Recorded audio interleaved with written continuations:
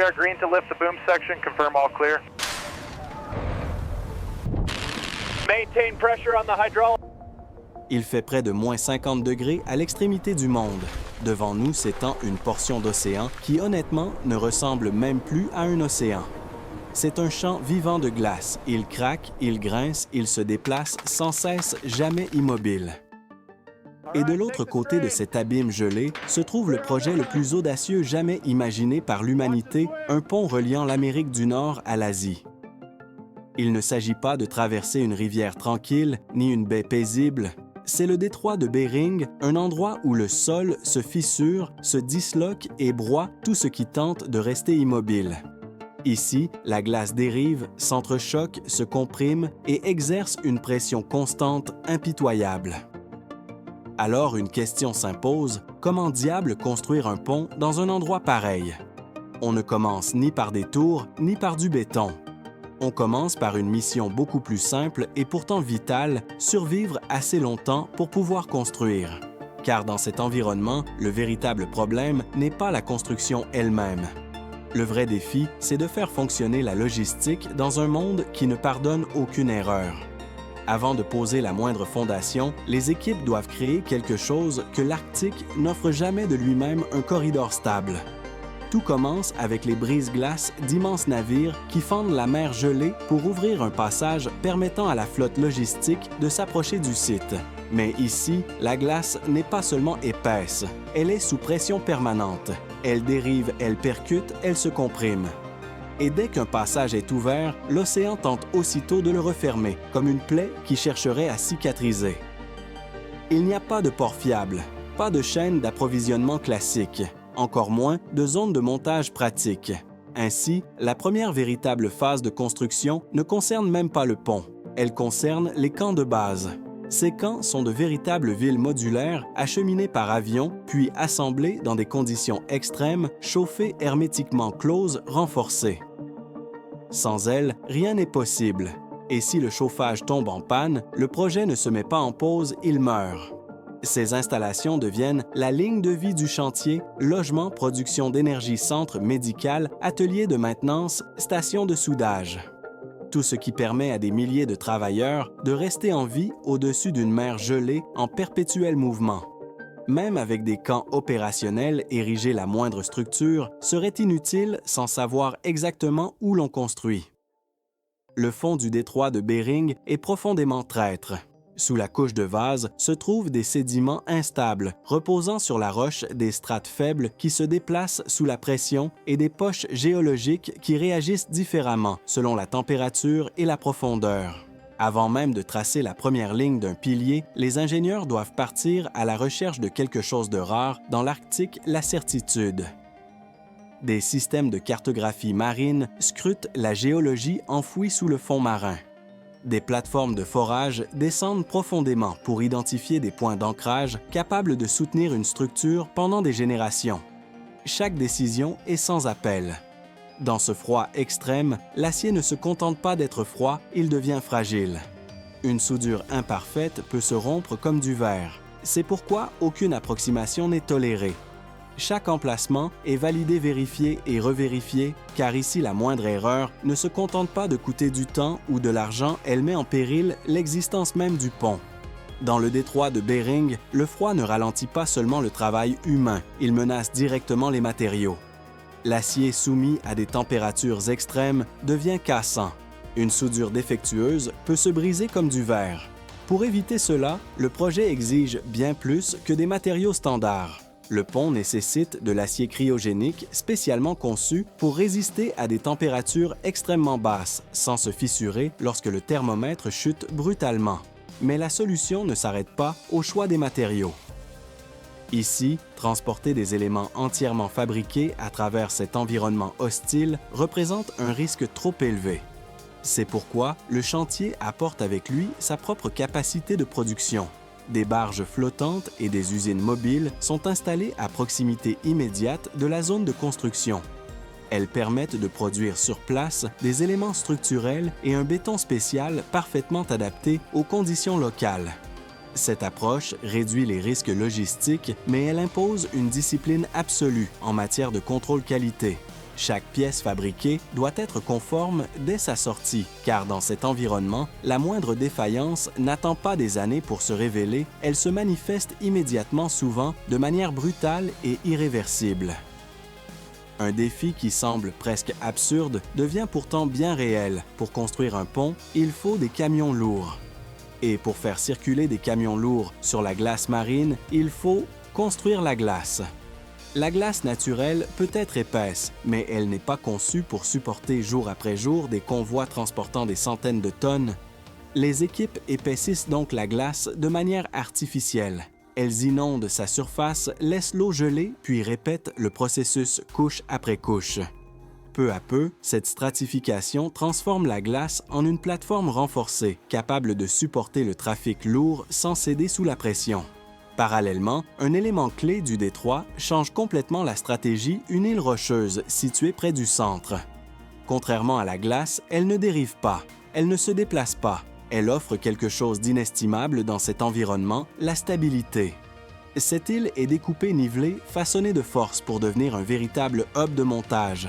La roche brute de l'Arctique est transformée en une base solide pour les opérations de levage géant et le positionnement de haute précision.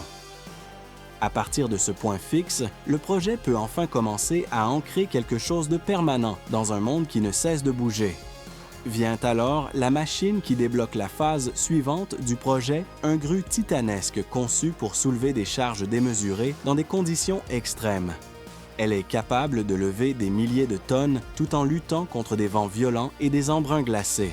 Rien que son assemblage et sa mise en service prennent plusieurs jours dans un environnement où chaque rafale peut devenir dangereuse. Ici, chaque levage est un pari. Le vent n'est pas un simple bruit de fond, c'est une force capable de transformer un segment d'acier suspendu en un marteau oscillant dans les airs.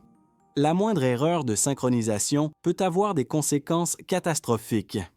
Lorsque cette grue est enfin solidement ancrée, le projet franchit un point de non-retour. Il devient alors possible de mettre en place quelque chose de permanent.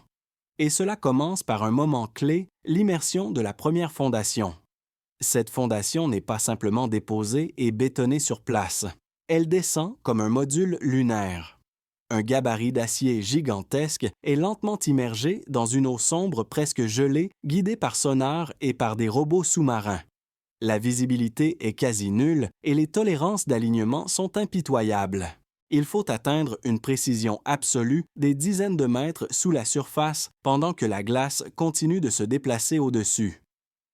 Une fois la première fondation parfaitement positionnée, commence ce qui assure réellement la stabilité du pont, l'enfoncement de pieux profonds ancrés dans la roche solide sous le fond marin.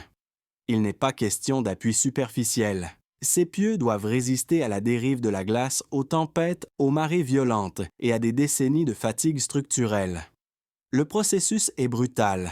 Les impacts se propagent dans l'eau et à travers la glace, comme si l'océan tout entier encaissait chaque coup. Pourtant, la précision reste absolue, car dans cet environnement, une petite erreur devient rapidement un problème colossal. Vient ensuite le béton, mais pas n'importe lequel. Il s'agit de formulations spéciales capables de durcir sous l'eau à des températures proches du point de congélation.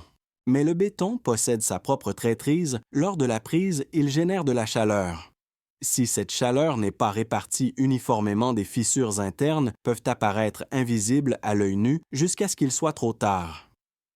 Les ingénieurs contrôlent donc la cure du béton comme on surveille un patient en soins intensifs. La température est mesurée en permanence, ajustée, isolée, afin que la structure durcisse sans subir de choc thermique pendant que l'océan tente d'aspirer la chaleur plus rapidement d'un côté que de l'autre. Lorsque le premier pilier perce enfin la surface, il fait immédiatement face à son ennemi naturel, la banquise hivernale. Dans le détroit de Bering, un pilier fraîchement émergé n'a aucun répit. La glace hivernale ne se contente pas de frôler les structures, elle broie, elle écrase, elle use tout ce qu'elle touche. C'est pourquoi les piliers ne sont ni ronds ni décoratifs. Leur forme est pensée comme une lame destinée à fendre les plaques de glace et à dévier la pression vers le haut et sur les côtés, plutôt que de la subir de plein fouet. Une couche externe de protection vient encore renforcer cette défense contre l'abrasion constante. Peu à peu, ces appuis fixes se multiplient. Chaque nouveau pilier devient une ancre supplémentaire dans un environnement qui ne cherche qu'à se déplacer. Jusqu'au moment où une chaîne continue de support stable traverse enfin le détroit. Le projet change alors de nature, il quitte le mode survie pour entrer dans le mode élévation. C'est à ce stade que commencent à s'élever les tours du pont, ces structures monumentales que l'on reconnaît instantanément comme les symboles d'un véritable ouvrage d'art. Mais ici, elles ne peuvent être construites de manière conventionnelle. Le froid menace directement le béton, il peut geler par couches, bloquer les coffrages et compromettre la prise. La solution est le coffrage glissant ou slipform, un système de moules qui grimpe lentement, sans interruption, heure après heure, jour et nuit, laissant derrière lui le béton durci, comme une colonne vertébrale qui se développe verticalement. À mesure que les tours gagnent en hauteur, un nouvel ennemi domine le chantier levant. Là-haut, bien au-dessus de la glace, il frappe avec une violence presque irréelle. La température ressentie peut facilement descendre sous les moins 70 degrés. Dans ces conditions, personne ne travaille normalement. Les équipes opèrent par courtes séquences minutées pour éviter les gelures graves. Même les gestes les plus simples deviennent des combats, serrer un boulon, guider une armature, aligner un élément, tout se fait avec des mains engourdies et un temps compté. Pour maintenir la structure en vie face à ces forces, des systèmes de contreventement et de rigidification sont installés. Le vent ne se contente pas de pousser, il tord la tour comme une clé géante. Le projet doit accepter une vérité contre-intuitive, mais essentielle, le pont devra fléchir. Il oscillera. Et c'est précisément ce qui garantit sa survie. Une structure trop rigide se briserait. Celle-ci est conçue pour absorber l'énergie des tempêtes plutôt que de leur résister frontalement. Au sommet des tours, de gigantesques pièces métalliques sont mises en place les selles destinées à supporter l'épine dorsale du pont, les câbles de suspension.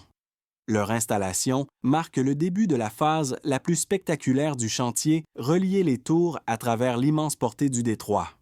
On ne commence jamais par tendre un câble massif d'un seul coup. Tout débute par une ligne pilote fine et légère, presque inoffensive en apparence.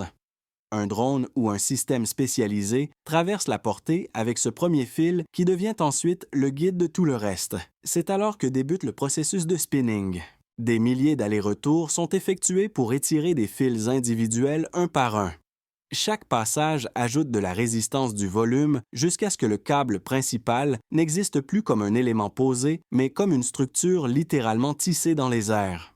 Après des mois de travail, ce faisceau de milliers de fils est comprimé et ligaturé pour se comporter comme un seul câble massif, une véritable artère capable de supporter des charges colossales.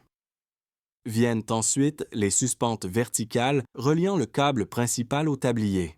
C'est à ce moment précis que le pont commence à ressembler réellement à un pont. Mais le tablier lui-même est trop lourd et trop risqué pour être construit directement sur place.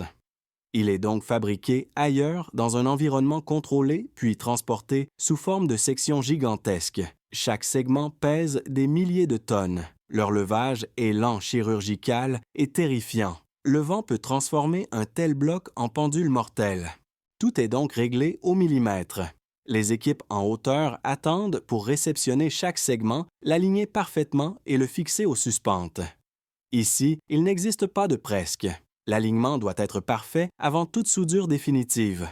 Pour réduire les risques liés aux facteurs humains, des systèmes automatisés de soudage et d'inspection entrent en jeu, garantissant des assemblages uniformes et fiables.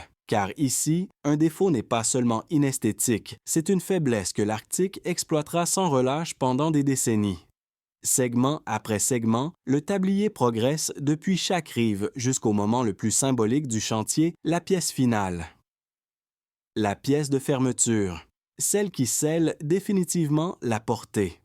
Lorsqu'elle est mise en place, quelque chose qui relevait autrefois du mythe devient réalité. Des continents sont désormais physiquement reliés.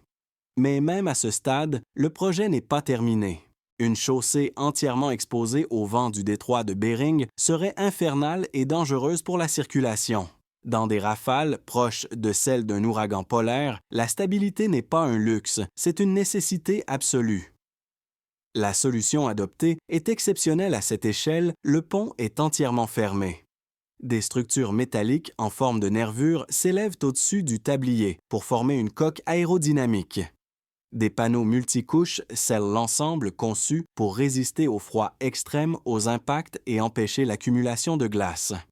À l'extérieur, c'est le chaos. À l'intérieur, un environnement contrôlé prend forme.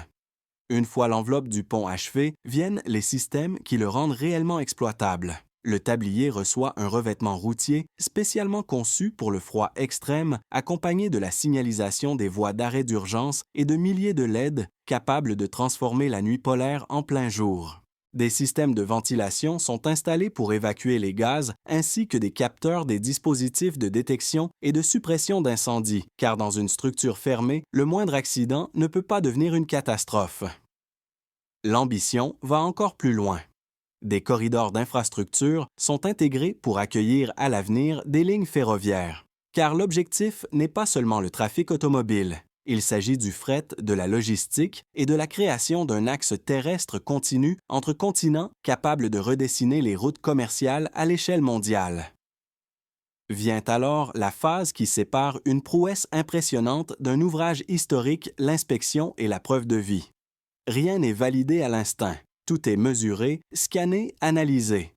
Chaque soudure est inspectée par ultrasons, chaque élément est contrôlé par des capteurs, chaque déformation est enregistrée. Enfin, les tests de charge extrême commencent. D'immenses convois chargés de masses contrôlées traversent le pont lentement méthodiquement, simulant les pires scénarios possibles. Si la structure résiste à cela, elle résistera à tout le reste. Lorsque les essais sont validés, le chantier entre dans une phase de démontage. Les camps de base temporaires sont progressivement retirés. Les équipements réutilisables sont évacués, les déchets éliminés et les zones de construction nettoyées.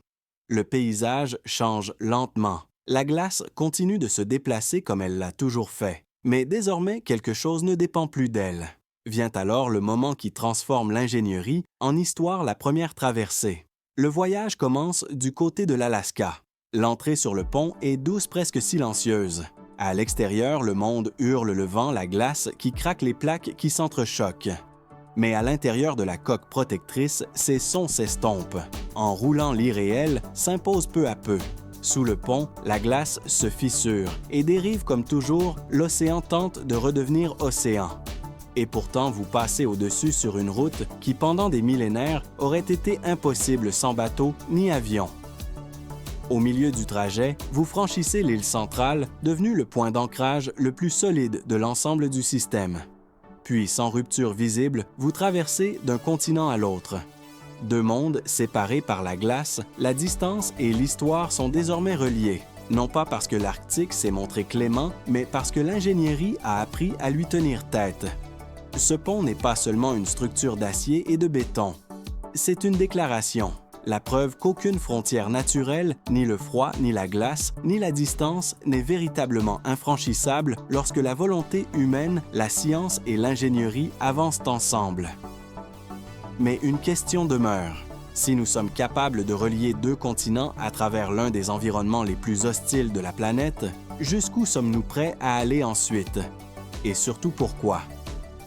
Ce type d'ouvrage doit-il servir uniquement le commerce, la puissance et la logistique mondiale, ou peut-il devenir un symbole de coopération, de connexion et de responsabilité partagée face à une planète fragile?